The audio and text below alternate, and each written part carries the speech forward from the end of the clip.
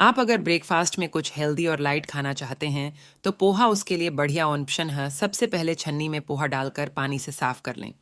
एक पैन में तेल डालें, उसमें हींग, जीरा, प्याज डालें। जब प्याज हल्के सुनहरे रंग की हो जाएं, तो इसमें आलू और मूंगफली और टमाटर डालें। पोहा में थोड़ा सा पानी डालकर नमक और हल्दी डाल 2 मिनट तक पका लें।